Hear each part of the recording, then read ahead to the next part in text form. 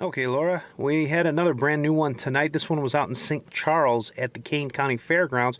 This one is called the KC Scaregrounds. Nice play on the fairground name. This one's a total 3D haunt, designed by the guy who designed the Haunted Mansion for Walt Disney.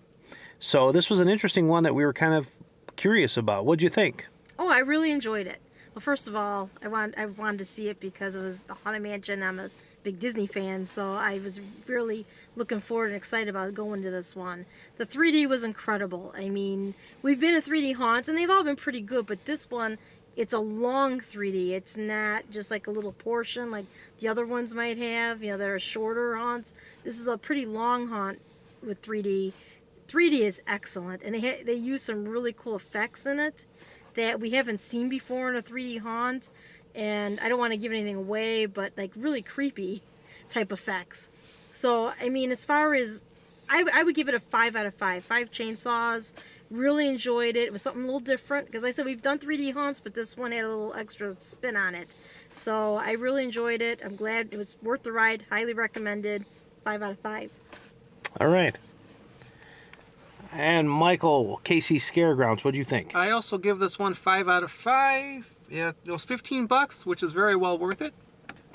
I felt it was fine for kids, but still scary enough for adults. It was cutting edge in its use of 3D and interaction within sets. There was many impressive looking ghosts, and there was an altar scene with a surprise around the corner. So watch out for that. Yeah. And then it was really well done, and it was a good length to the walkthrough. All right. Again, 5 out of 5. 5 out of 5. All right, I'm going to echo that. Definitely a 5 out of 5. The creativity you can really see in the art design in here.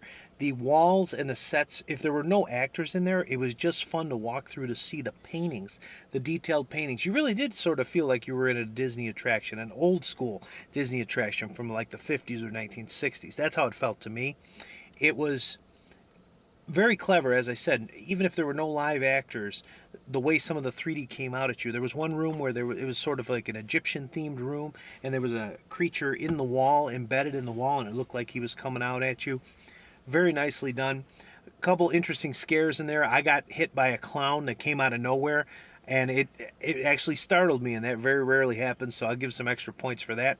I do have to mention one of my favorite scenes was a bridge. You're walking along a bridge, and at the end of the bridge, sort of three-dimensionally, almost floating in the air, was a female ghost. She's all in white, and you see her at the end of the bridge, and she sort of floats and beckons you, and then she leaves.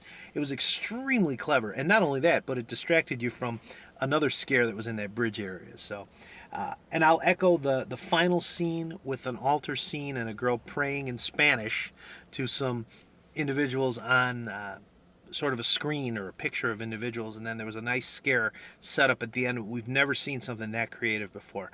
It was a haunt that was seemingly much longer than it actually was, and it's a mark of a good haunt. We just loved looking at it. I'll give it a 5 out of 5, definitely.